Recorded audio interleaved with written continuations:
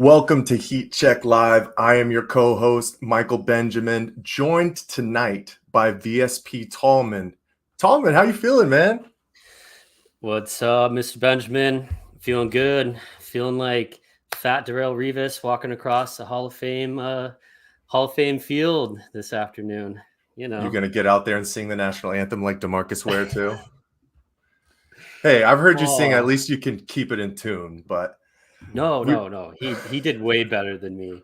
Man, I couldn't. Well, first of all, props to him for standing in front of, thousands and thousands of people, but man, it was okay for a football player. It was good. Okay, but man, it was just like I was like, man, how many people are watching him do this right now? It was not good, but then let's give him some props. It's got to be nerve-wracking to say the least. And like you said, props to him for getting out there and actually having the balls to do it. But first and foremost, I got to say thank you for everybody for joining us, watching back on the playback on YouTube, listening on podcast streaming services. Make sure you leave a like and subscribe to our page here at Valley Sports Plug on YouTube and Facebook. You can also find us on all other socials at AZ_VSP. A little bit different one tonight, Tallman. We were talking in the group chat. This is actually our first ever stream, just you and me. I've done plenty of stuff with Chris.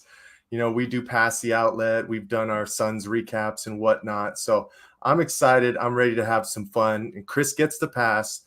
He's doing the future husbandly duties.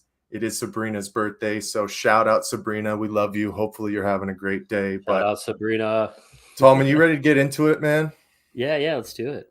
I think the first thing we got to start off with is literally happening in the next 3 minutes at 6:05 p.m. The pursuant to ARS 38-431.03, it's a review of assignments of ASU President Michael Crow and University of Arizona President Robert Robbins. They're looking for possible legal advice and discussion regarding university athletics. We've heard a lot of things already. It sounds like a move to the Big 12 could vote early as tomorrow, and sounds like Utah could possibly be joining them. And first and foremost, I just got to ask you, Tallman, how are you feeling about both of the Arizona schools possibly heading out of the Pac-12? I feel good about it. I mean, you didn't want to see them, especially ASU, because, who cares what they do down there in Tucson? That was a shot at you. That's fine. You didn't want to sit there and see them, die with the ship, sink with the ship. You didn't want to see them sink with the Pac-12 because it's going down. It's going away. I mean, especially if those three teams you just mentioned are on their way out with UCLA and USC, it's done. It's over. I think it's a good thing. This whole Apple TV thing where I think they were coming up with, and this was just ballpark depending on subscriptions, like 18 million to 24, 25 million a year per program based off what you would get on that TV deal through Apple. It just sounded crazy. So props to them. My biggest fear was seeing, again, I say props to them like it's going to happen. We don't know, but it seems like it's going to happen, right? But the biggest fear was the possibility of ASU and U of A splitting up, going into different conferences. So it's good that it sounds like they're going to be following each other, because I don't know about you, but that Territorial Cup is always something we look forward to every single year. Because, maybe we're having you know how the ASU football seasons have gone in the past. It gives us something to look forward to. That rivalry is so special. I was afraid that was going to go away or not be as special. So, but hey, what's crazy? I can't believe it's actually happening. I think you hit it nail on the head, man. If U of A would have left for the Big 12 and left ASU kind of stranded, I think that would have just been a detriment to Arizona. I think I was saying that kind of on one of our last streams or the last Heat Check podcast in person that we had. I mean, like you said, the Territorial Cup has been around since 1899. I mean, that's just tradition that shouldn't be broken. And I love what they're doing with the Arizona Board of Regents basically coming in together. And it sounds like both schools are on the same page, where it's like, hand in hand, they're going together, and I love it, man. The Pac-12 has really just drug their feet way too long, and these schools with already, like you said, the Apple TV nonsense that's coming in, which is kind of a first like true option that we've seen over the past year, that they've trying to been working through this all of 2023. It's making these teams ready to move, right? And so, like we already said, sounds like Utah might be another interested party to go to the Big 12, which would make sense because they would have a travel partner in BYU. But the domino effects are falling now, because now we're hearing that possible moves from Washington and Oregon going to the Big 10. So that's going to mean that Stanford, Cal, Oregon State, and Washington State are really stuck kind of with their meat in their hand, to say the least, trying to figure out what possibilities they can do and what conferences they can put together from that. You know, I'm hearing maybe a Mountain Pac conference with, you know, some Mountain West schools like Boise State, San Diego State, and some other West Coast schools. But I think my favorite thing about the possibility of the move for Arizona and Arizona State specifically is going to the Big 12 in regard to basketball. Their conference is really strong within basketball. And that's one place that I would really love to see Arizona State take that next level. I mean, Bobby Hurley has been around for a long time now. And if you can play in a strong basketball conference, you can start getting more eyes on your team and have better recruits. So what are your thoughts kind of on that, Tallman? And what are you most excited about with possibility of moving to the Big 12? First, I would say, what is the TV deal going to look like? Are we actually going to be able to watch an ASU game? You know, like, remember how tough it was? You would even go to a bar and they'd be like, no, we don't have Pac-12 network. Like, what are you guys doing?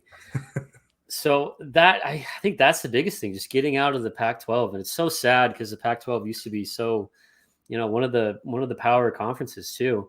But you made a good point with the basketball. I don't know what's wrong with me. I'm always just, let's think about football. Let's think about football. But looking at some of those, I just pulled up the list of, there you go. I'm looking at the exact same thing. Look at you go. Looking at some of those basketball programs, you're throwing in U of A, and obviously ASU is not really on that level, but man, that would make for some good TV, some good entertainment, if you ask me. So I was going to say what I started with, but actually I'm going to say what that basketball scene is going to look like in the Big 12, or shit, it's going to be the Big 20 after it's all said and done, right? My goodness. Seems like it.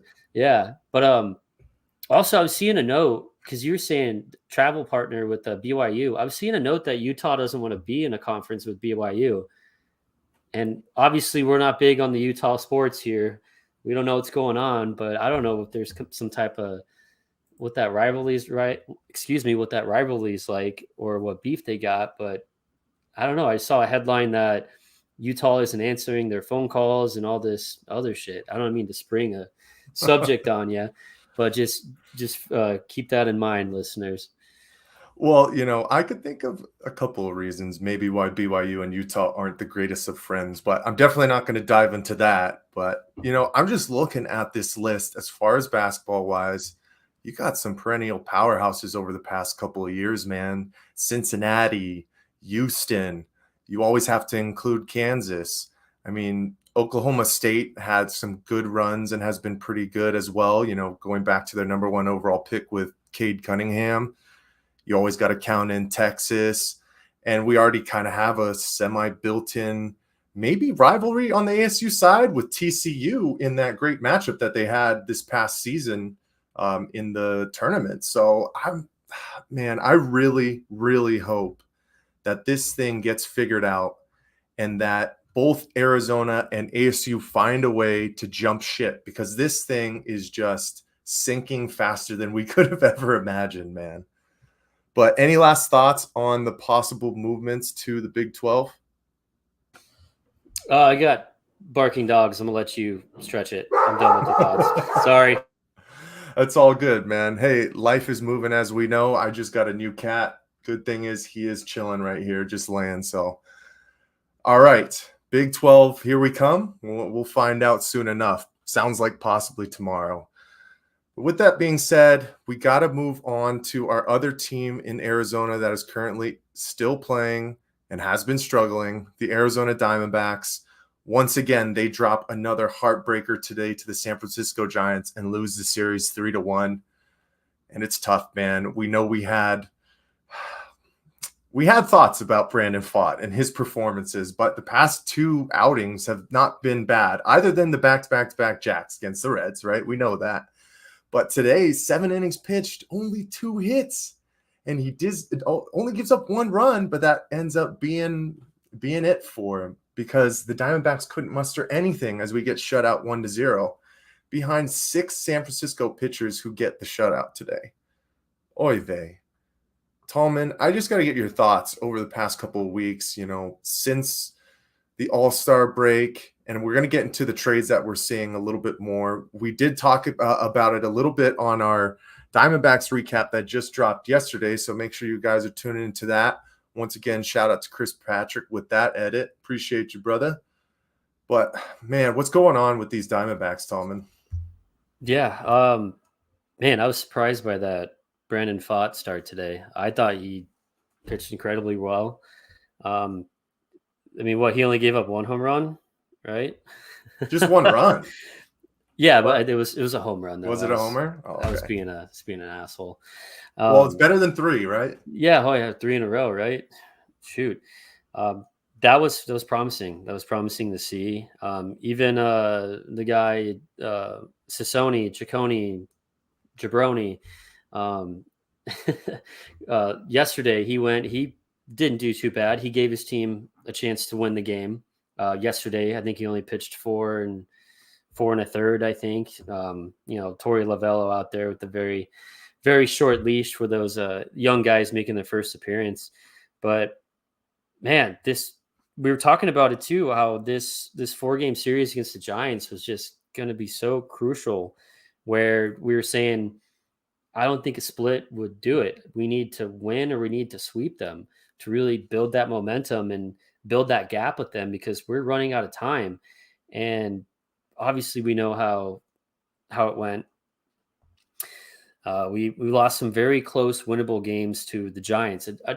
The Giants being another team that are struggling mightily offensively, just like the Diamondbacks, where we could have pulled off all these wins. I think not today, obviously, because we didn't score a run, but the last 2 games on Wednesday and Tuesday, we had the lead. And again, we blew that lead.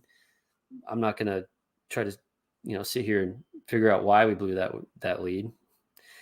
But I don't know. I don't know about you, man, but the offense have just been so flat.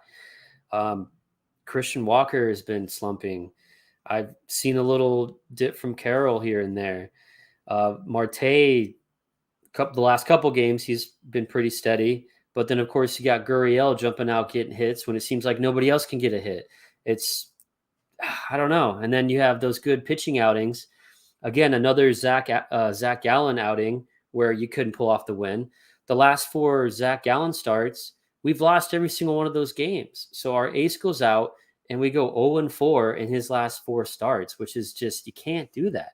That was something this team was capitalizing on in the beginning of the season, where I think you mentioned, or no, maybe it was Chris, but he said, what's Gallen on the year? 11-5. It sounds about right. Yeah, he's stuck at 11 wins. He's been stuck at 11, I think, for a month and a half now, it seems like. Yeah, exactly. Right. So what we were doing at the beginning of the year, this team was going out and winning every one of those games that he started. So it's great to get that jolt into the team where every 5 days you go out and you're going to win that game no matter what. And I don't know. I don't feel the energy. I know we're gonna go on to the trade deadline here, but I mean that's really what I've been seeing the last couple of weeks. It doesn't seem like we're watching the same baseball team. I don't see the fight there. I don't see the scrappiness that this team had, a month and a half ago, 2 months ago. Yeah, it seems like the Rallybacks nickname has kind of died. Ever since July, we haven't been anywhere close to really giving ourselves enough opportunities to truly get back in games. Like you said, man, the bats have just been struggling. We haven't scored more than 3 runs over the past 7 games, and we've only won 1 series since the All-Star break, and we've dropped 5. I know it's been a little bit better of competition when you talk about Cincinnati, who's fighting for a wild card, and San Francisco as well, who's fighting for the NL West at this point. But I mean, some of these teams, like we talked about, to drop that series against the St. Louis Cardinals was just horrific. And we've seen some of the late game bullpen antics once again that continue to plague this team. But we got to get into the trade deadline because, like we were talking about on my end, my number one guy that I wanted to see and I thought is going to be the best addition was Paul Sewald, but he hasn't even gotten an opportunity to freaking pitch yet. And Tallman, I know that basically based off the moves that we were seeing this year, it seemed like it wasn't going to be our year, right? Like, we didn't trade away huge assets. We played it safe, it seemed like. We tried to get in some guys for the bullpen help, but we haven't seen them pitch just yet. I mean, I don't know if that was because they're not called up just yet, but definitely for Sewald, he hasn't had the opportunity to close a game. And some of our other guys are just kind of trying to fill in and figure out what their real position is going to be with this team. But I mean, the Diamondbacks are now 6 games out of the NL West. And if we continue at this pace, before you know it, the San Diego Padres are going to jump ahead of the Diamondbacks, and we're going to be in 4th place. If you would have told me that was going to happen at the beginning of June, I would have told you I was crazy, and I would have put all my money against you. But we know there's ebbs and flows to the MLB season, but this is just a really tough one to see, man. Okay. With that being said, rant over. Let's go ahead and take a look at what the Diamondbacks did do at the trade deadline. They did make some moves. And first and foremost, like I said, they received relief pitcher Paul Sewald from the Seattle Mariners for outfielder Dominic Canzone, infielder Josh Rojas, and infield prospect Ryan Bliss. We also got Jace Peterson from the Oklahoma. I got the Big 12 on my mind. From the Oakland Athletics for Double-A pitcher Chad Patrick and cash considerations. Chris said it was addition by subtraction as the Diamondbacks traded Andrew Chafin to the Brewers for right-handed pitcher Peter Strzelecki. And we also got veteran outfielder Tommy Pham from the New York Mets for a low-level prospect. I know we talked about it on the recap, Tallman, but how are you feeling overall about the moves that the Diamondbacks made? I mean, obviously they're safe moves. Are they better after the deadline? Yes, they're a better team. I mean, even if they just did the Paul Sewald move, they're a better team than they were before, right? But very safe. I mean, we knew this coming in. We saw this coming from a mile away. This front office is going to figure out a plan to get better slightly without tearing down or giving up all these assets, tearing down this farm system that they've created over the last couple of years. So it was a very safe approach to the deadline, and I think they did a decent job. And it's easy to sit here as a fan, and I mean, I've said it multiple times. I think it's just being an Arizona sports fan, but I'm just so impatient. It's like, just do it now, figure it out, get better. Win some games, give us something to cheer about, right?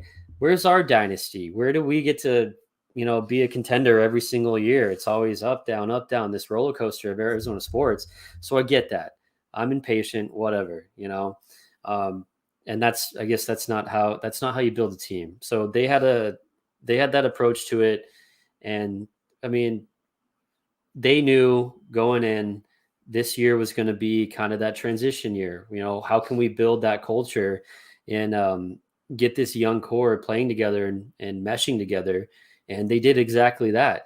I mean, if you would have run back the clock a year ago, August 3rd, 2022, and you would say, hey, Cody, at the All-Star break, the Dbacks would be, 12 games over 500. I don't know. I don't remember what they were.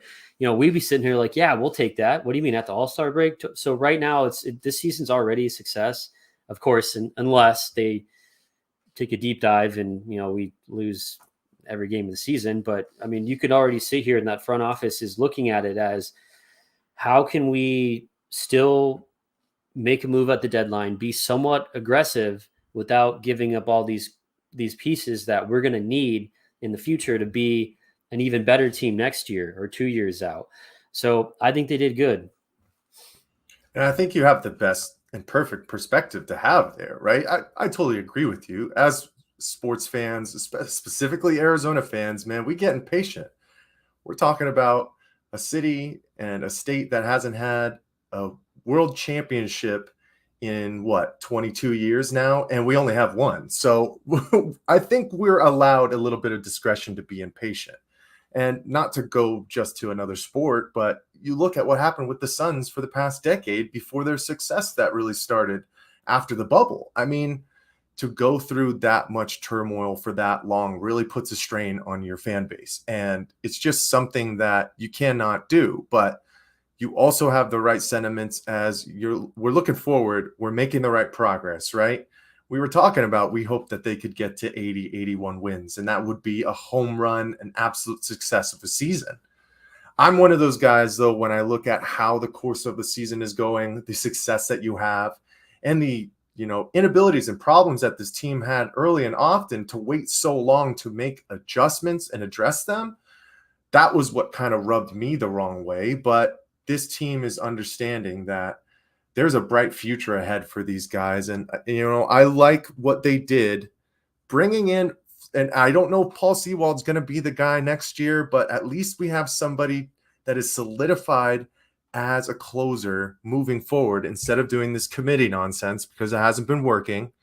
I like bringing in Jace Peterson because we already know that Josh Rojas was struggling at third base, and he got sent down to AAA, and he was there for a couple of weeks, and it was just filling in with Evan Longoria and our other guy who's been doing really well this year. But give Jace Peterson an opportunity to split time there. That's fine.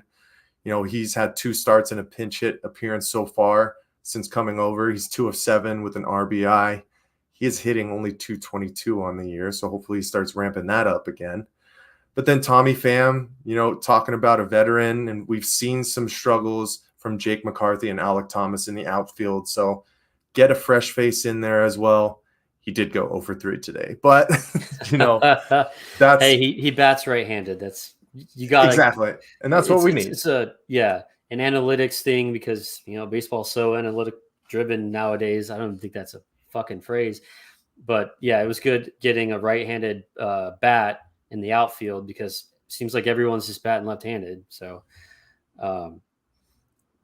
but that's, I cut you off. No, I like how you talk about, analytics driven. I mean, it's like the Diamondbacks, not to the extent of having to truly moneyball it, but we're just not a franchise that has enough capital to spend like the Dodgers, to spend like the Boston Red Sox. So we really have to rely on these kids that we're bringing up.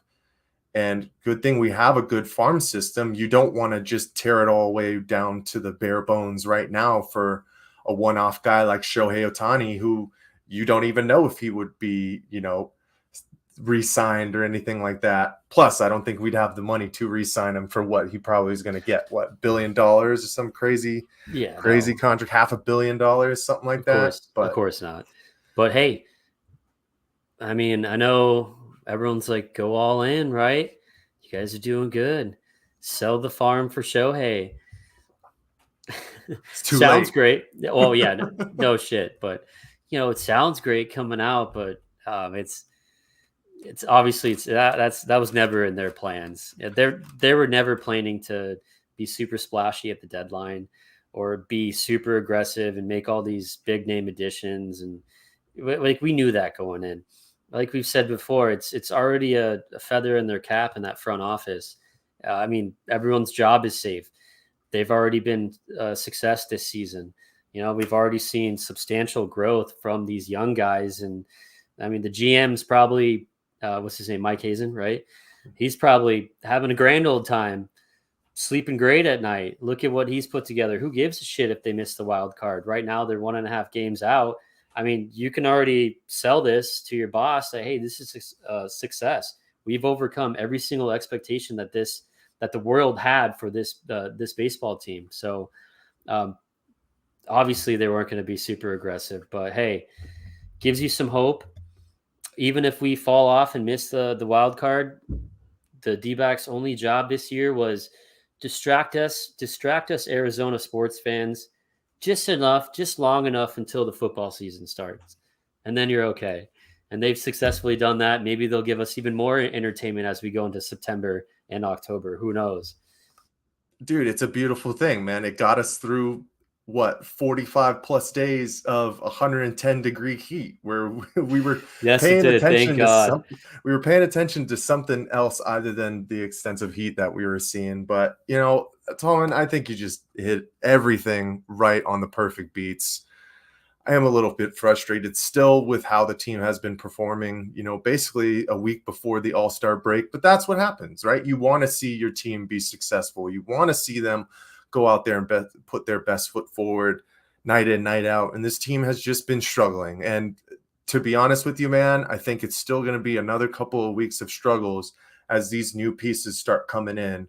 And Torey Lovullo has his hands full trying to get these bats going again. We saw him switching up lineups a whole bunch today. I think he had Corbin Carroll leading off, so it's a work in progress, but I just hope they don't finish fourth, man. I think for them being in first place for a month to drop all the way down to fourth, that would be really sad at the end of the day. But as long as they can finish above 500, I guess we can call it a positive. So yeah, August is going to be a tough month, man. We're going to be playing the Dodgers twice, and almost forgot what it was like playing the Dodgers since we started the first 2 weeks of the season. Playing them every single game. But just looking at the schedule, man, I think we're either good. Okay, so August is either gonna be great for D-backs fans, or once August is over, we're gonna sit here and go, okay, well let's mail it in until next year. It's done. Because look at some of those matchups, man. We're playing some good baseball teams, and we're playing some baseball teams that were pretty active at the deadline. I guess pretty active. Really, I'm only looking at the Rangers and maybe a little bit of the Dodgers, but it's really gonna tell us what does this team have? Can we get it back on track? And I'd rather sit here and be upset about a team that's not in first place than sitting here and being upset about a team that's in last place. So this is a great problem to have. It's new for us within the last couple of years. I love it, man. And like you said, it's almost like our destiny is in our hands, basically, because we have 15 matchups against NL West opponents in August. You're looking at 5 against the Dodgers and 7 against the San Diego Padres alone. That's the one that worries me. Playing San Diego 7 times, if you lose both of those series, you're dropped to 4 real quick. And, we got to play the Reds again. Texas is no slouch. It's going to be a tough month, like you said, but excited to see where this team goes because we're not quite just yet to the football season. And I always look at it as week 1. That's when everything really goes down because preseason, I don't really care about it. I don't know how you feel about it as much, but it's something that we've had to keep an eye on this year specifically as the Cardinals training camp is well underway. We're about a couple of days after a week full. I think today was day 8. Yes, and we already started. There's some intensity going on out there with guys like Michael Wilson and second-year cornerback Christian Matthew. Michael Wilson putting it to him. We got some noticeable guys out there. Tight end Noah Togai. I probably said that wrong, but he's continuing to show out at that tight end position with Ertz and McBride sidelined. And we've seen Clayton Tune running with the ones, man. It's crazy. Hey. But first Looney day Tune. Of pads was on Tuesday, which was day 6 of camp. Tallman, talk to me, man. What are you hearing? What are you seeing out at Cards training camp so far? I know it's early. We're about a weekend. But anything that's catching your eye? Yeah, I think I put in a text message to you earlier. It's hard to get excited about training camp when who cares about the season? But I digress. You mentioned Michael Wilson. Man, I talked so much trash about that kid You really in the do, draft man. thing. I did, and I think even in one of our heat check recorded audio only versions, I think I mean, come on, man. Yeah. Oh, yeah. You put the dirty on Christian Matthew twice in practice. Christian Matthew's a 2-year player, corner. We're talking Right? about practice. Yeah, that, and you're going up against Christian Matthew, man. As I would say, hey, you better respect your place, rookie, until you go up against some real talent. But that's just me going off how I just think he was a bad pick. But let's say some positives about him.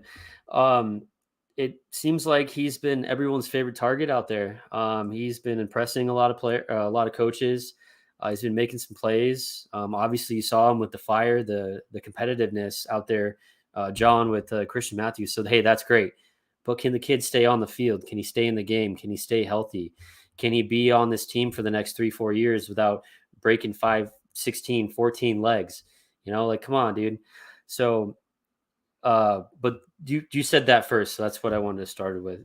But I was watching some Gannon interview, and he went out there, and basically his quote was saying that the guys aren't going to feel great this week.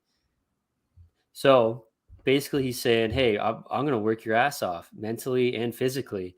So first thing that comes to my mind is, okay, they're not going to like it. Well, what about some of these guys that have been on this team, been through that cupcake Cliff Kingsbury training camp?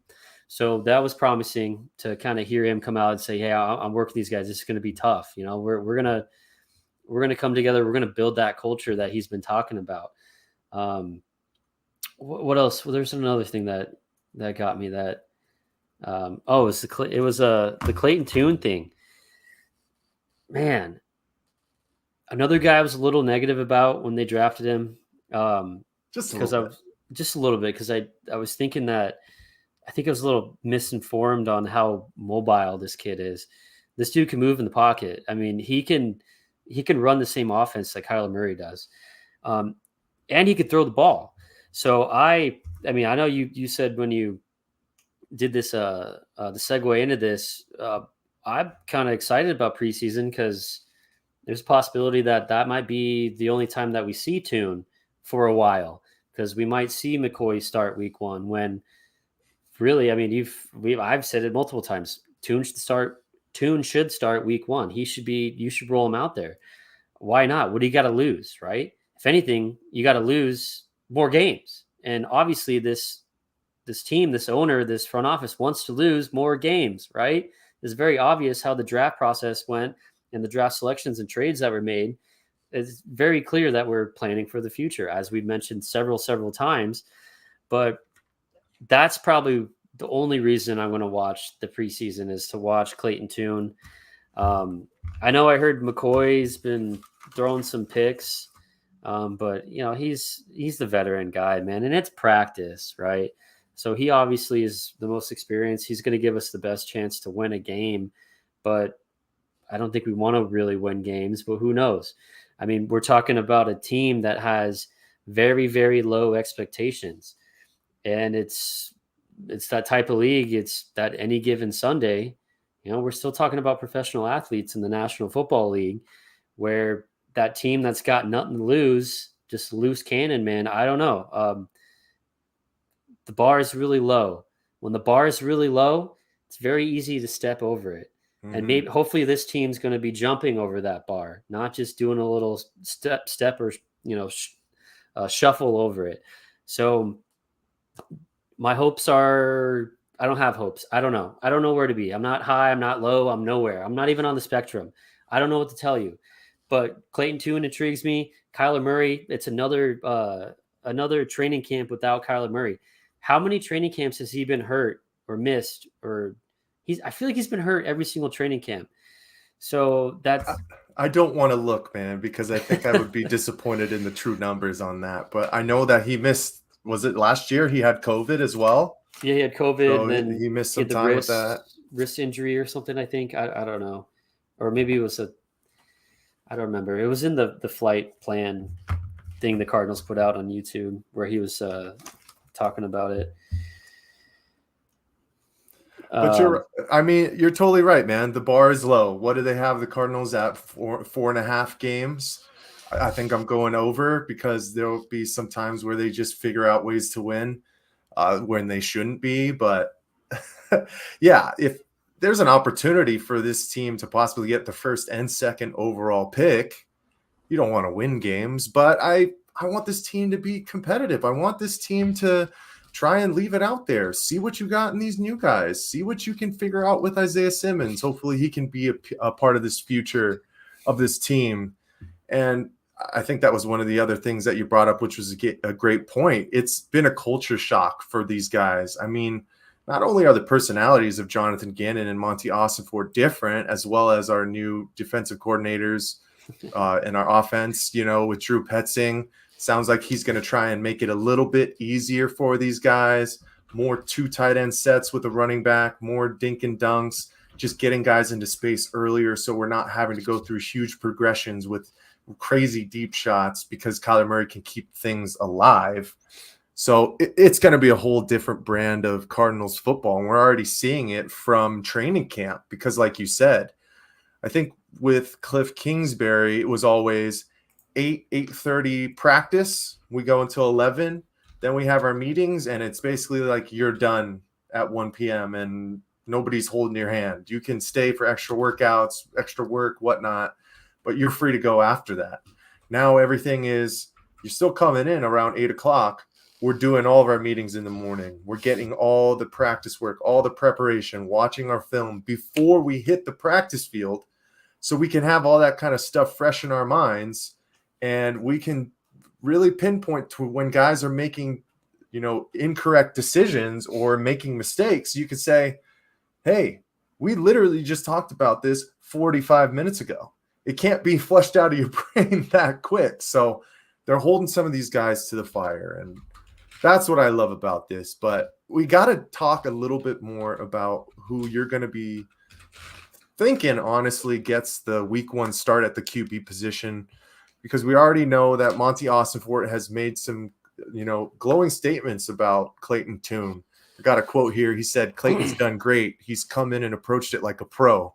He's putting in extra time with our coaches, with our players. It's the toughest position to play in professional football. Probably the toughest position in professional sports. And I would agree, man. Quarterback, there's just so many different moving pieces that you got to be tuned in with, pun intended. So overall, Tallman, who do you think is going to be starting? Yeah, and the quote you had, it sounds like Ossenfort had a very positive tune in his quote. No Love pun intended. What? Get out of here. Who is going to be starting, or who do I want to start? What is the question? Who's okay? Fuck it, Tune, man. But I want to be Tune. But who's going to be starting? Sorry. Let me. God, I'm sweating my ass off in here. Fuck. If I had to bet on it right now, and everybody, ladies and gentlemen, they know that I'm a betting man. I'm betting Colt McCoy is going to start. He's going to start the season just because he's an experienced veteran presence in the locker room, on the field, in practice, and training camp. I'm sure he's like an extra coach out there, right? And Colt came back. I mean, I thought he was going to retire over the offseason. So he came back this year, which, I mean, he knew he was going into this season with Kyler Murray down. And I think the only reason he came back was because he wants to play some football. And I don't think he came back to sit there and, obviously he's going to mentor these kids because he's a good guy and he's not like some asshole Aaron Rodgers, or I forgot the one guy that was a total douchebag about it. Leaving Zach Wilson in the dust, man. Yeah, right. But no, I think he's going to start. He's going to give. I think we're really going to have a good idea come week 1, 2, 3, where we're at with Kyler Murray's return. And when I say we, probably not the fans, I'm talking about the coaching staff. We'll probably have a good idea. Okay, where's his return going to land? Are we looking at week 5, 6, 7, 8? Because you can't. I mean, football is that type of sport where you can't sell tanking to NFL players. You sure as hell can't sell it to your fan base, the people that are, going to be lining up outside that stadium week 1, waiting to put their ass in that seat to watch that game. And paying more money this year. And paying more, right? But when you're a football player, you're risking your health, you're risking everything, especially when you're one of those edge guys, or I forgot the term, one of those guys that are not, a surefire fit on the roster, or you're not going to have a spot. You don't have a spot on the team yet, or maybe you're playing your ass off to get that next contract, to get that money for your family, to set up generational wealth for your family, your kids' kids, right? So it's hard to sit there and say that you're putting your body on the line to go lose a football game, So this coaching staff, where, my God, I just remembered how young the defensive coordinator is. Holy shit. Man, he's doing something right at 29. What the fuck am I doing? I'm just Don't get too down on yourself, man. I'm just kidding. But this coaching staff is going to have that mentality of, they're all new at their job. They have zero experience at their positions. The expectations for them, that bar I talked about for the team overall, is low for them too.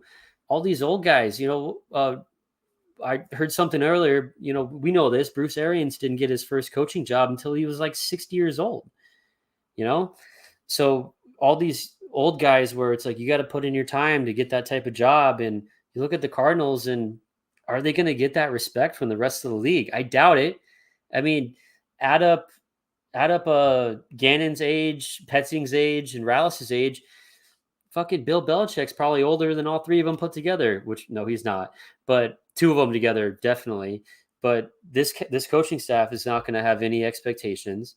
So maybe they find lightning in a bottle. Maybe we surprise a hell of a lot of people, and this team, obviously, I mean, we've seen it for the last couple of months. ESPN, all the national people are writing them off. They have the worst roster on paper. They have the least amount of talent. Oh, they did so great in the draft because they might have 2 of the top 5 picks next year, and they might be able to get Caleb Williams. Like, how would you feel if you're on that team right now? Obviously, you want to come out here, kick some ass. You have a chip on your shoulder. You're going to prove some people wrong. So let's see if that happens. And there's going to be growing pains. We always know that when you have a brand new regime come in, you're having brand new playbooks, brand new special teams. Everything is just different. And I know we still have some familiar faces, but we got some guys that are going to be hurt to start the season. I mean, Trey McBride seems like he's not 100% even in the slightest. We're still going to be missing Zach Ertz. Hollywood Brown, still don't know his time frame truly. I think he'll be ready for week 1, but we have a lot of new guys, a lot of guys that are trying to prove something, like you said, put money on the table for their family. So these guys are going to leave it all on the field, and that's when we get to see some of the most exciting football, I would say. Not that it's going to be incredible all the time. Like, this team is going to struggle. But I think the only thing that we can ask for is that they put their best foot forward and they try and represent Arizona as best as they can. So looking forward to see what happened. And I'll go back and answer my own question. Colt McCoy will be starting this year. I think we already talked about it. Could be week 3, week 4 by the time Clayton Tune is in. It could be really short-lived. Unfortunately, it could be because of injury. Colt McCoy has that, but would just love to see him get an opportunity, within the time frame, because I don't think Kyler Murray is going to be back until, week 8, week 10. I know he wants to come back a little bit earlier, but I think it's best for him to make sure he gets completely healthy, especially after his first ever severe injury like that. But, for the people, man, if you guys are heading out to go see this team, we got red and white practice coming up this Saturday, August 5th at State Farm Stadium. They got autographs, they got in-stadium sweepstakes, and it's free. Me and Chris went last year. Always a good time to go and check out the squad. But Tallman, are you ready for this first preseason game? I think it's against the Broncos. Yeah, I'll be honest with you. I didn't even look at what day it is. When is it? That's a great question. Yeah, Preseason. shit. Yeah, so it's Friday, August 11th, 7 p.m. Yeah, it's crazy that the preseason started today. It's always weird when football comes back, Right. or watching like that first game, and you're just like, and then Well, before you know it, it's almost over. well, the other thing too is I have the connotation of a little bit cooler and colder when football Yeah, is going on. Like that is most of our usually right. recaps, I'm in a hoodie, and now I'm like, Exactly. I got to take my pants off to do these recaps, man. It's so hot in here, man. But Uh, it's also still like, I still think it's like an adjustment for me that there's only 3 preseason games because there's 17 games in the season now. And I know that's been going on for a while, but it's still something that's kind of odd to me. So, yep, Broncos on August 11th. Then we have the Chiefs on the 19th. Then we're going to Minnesota to play the Vikings. And we start against the Commanders on September 10th at 10 a.m. Ready to rock and roll, man. Tallman, you got anything else on the Cardinals? Anything else you're excited about? Anything else you want to share about your favorite team? I know that's your bread and butter. Trying to be positive, man. I'm trying to be positive. If I could time travel, I would right now to next season. Just kidding. Yeah, I stoked for that first game of the season because I mean, if you sit here and you look at that schedule for the Cardinals, first game looks like probably their best chance to win a game. Um, so I'm excited to see if they can come out, be competitive against a team that they could definitely hang in there and play with. If you're just looking on paper at talent, I mean, who knows when you get the pads on, you get in the grass, in between the lines, whatever the fuck you want to say. I mean, who knows how it's going to go? Like I said, any given Sunday, but just to see how they come out and respond. The young coaching staff is just so intriguing. What's that play calling going to look like? And then if I have to jump ahead, a couple weeks into the season, or like you said, maybe week 9 or 10, what does Kyler Murray look like in a different offense with a different offensive coordinator? Uh, those are really the things I've been looking forward to. As we know, it's a building year. How can this season be a success without success coming in the win column? How can we grow and actually develop as a team some of that core talent? How can we get better this season to look forward, kind of like the Diamondbacks, like we're saying? How can we use this season as a jump forward for success next year and the year after? That was long-winded. I'm sorry. But it was beautiful. It was beautiful. It's how a Jesus. lot of Cardinals fans should feel, man. You did mention the Washington Commanders, and this brings up a possible rumor that I did hear of recently. And so this will be our last item that we could talk about with the Cardinals. How would you feel if the Cardinals used some of their draft capital for next year to try and make a trade for Chase Young? He did just recently decline his 5th-year option, or the Commanders declined it. He's had some injuries, and he's starting to get a little bit of a history now. But, I'm worried about our edge pressure and what we're going to really be able to muster up. And this guy has shown that he can be dominant as long as he stays healthy, just like a lot of guys, right? Well, what would you say? What if the Cardinals made a play at a guy like Chase Young? I mean, obviously that's a home run. Well, maybe not a home run. Great talent. Is it that an immediate upgrade at that position? Absolutely. I mean, if you look at what they're dealing with right now, I mean, what is our best pass rusher going to be? Zaven Collins? I mean, fuck, but look what they did with Isaiah Simmons. They got him as a safety, and where he struggled the most was in pass coverage. What are they doing? Who knows? Maybe they know something we don't know.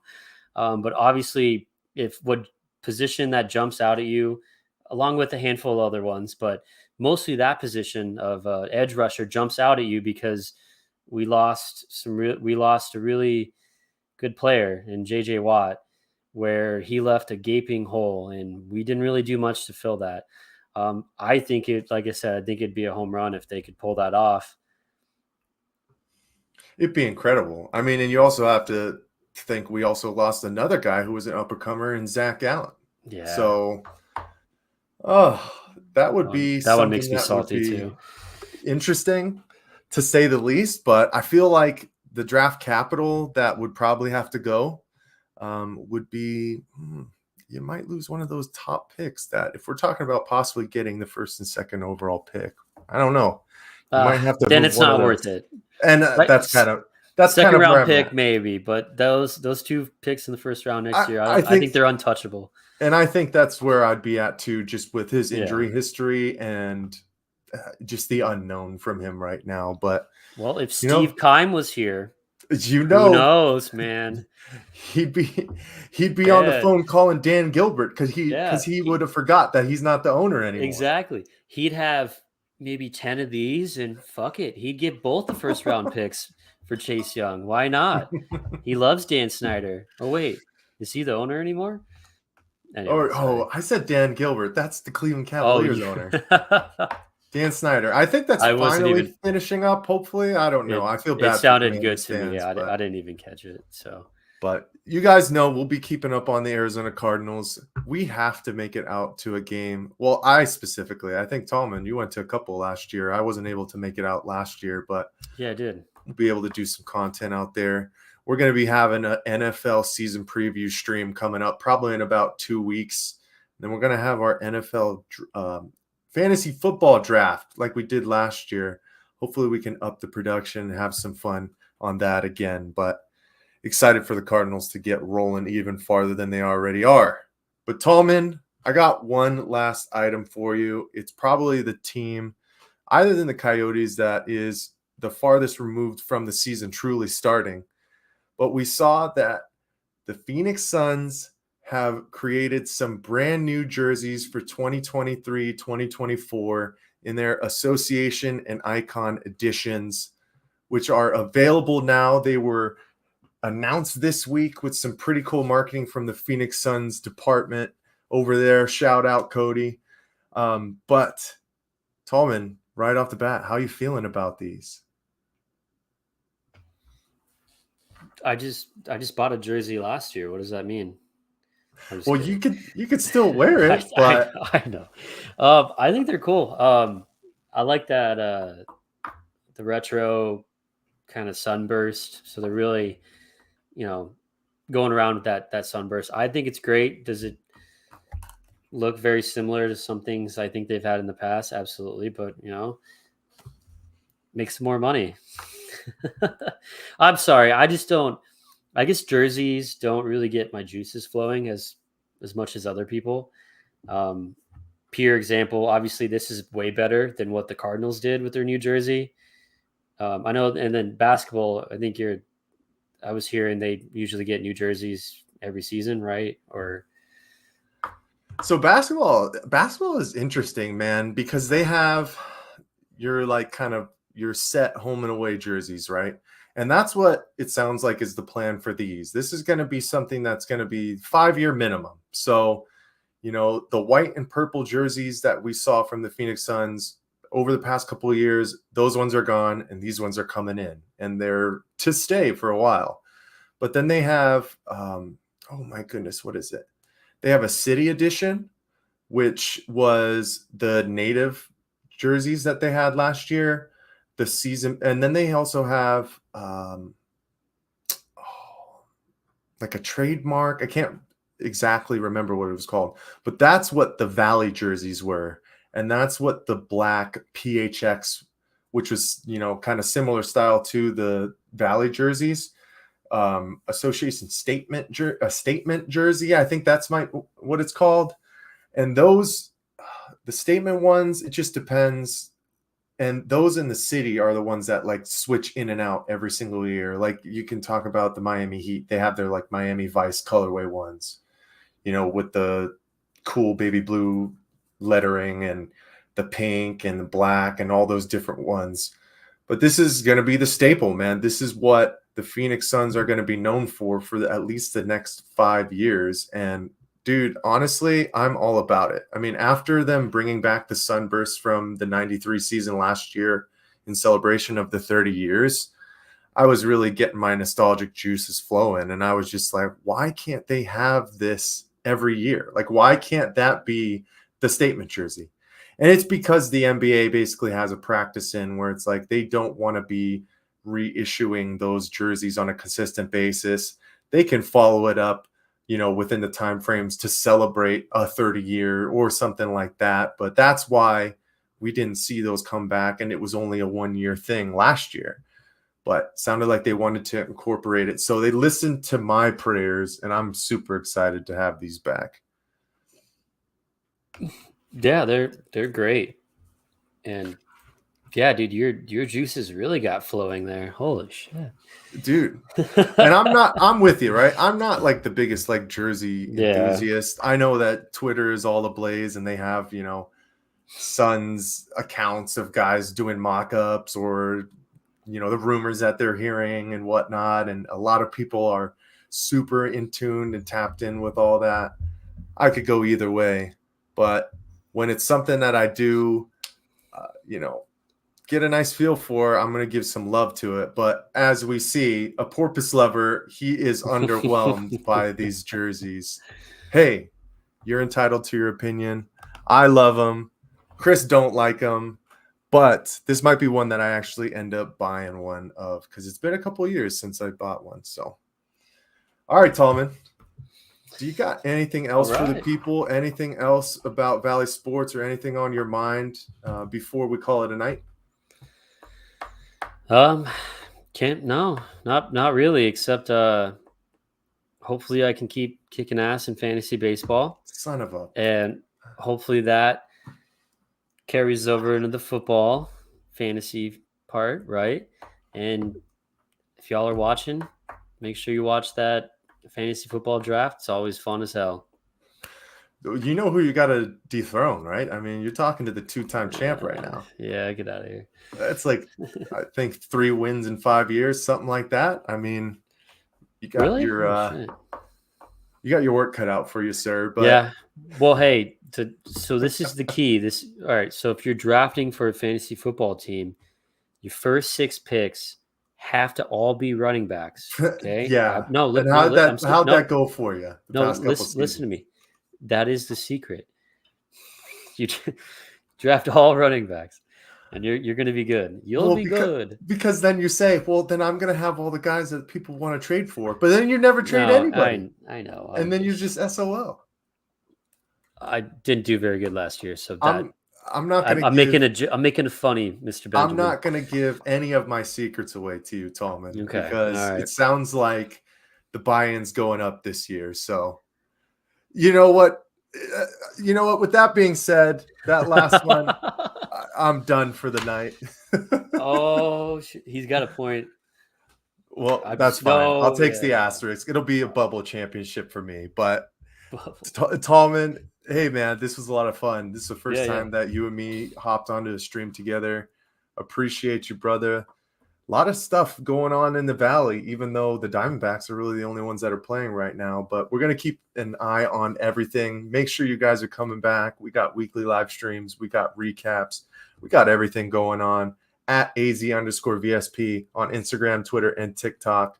Make sure you like and subscribe here on YouTube at Valley Sports Plug. Man, keep it rolling, Arizona. I can't wait for football to come back, man. I am chomping at the bit. And with that being said, this was Michael Benjamin. That's VSP Tallman. We'll see you guys next time. Peace.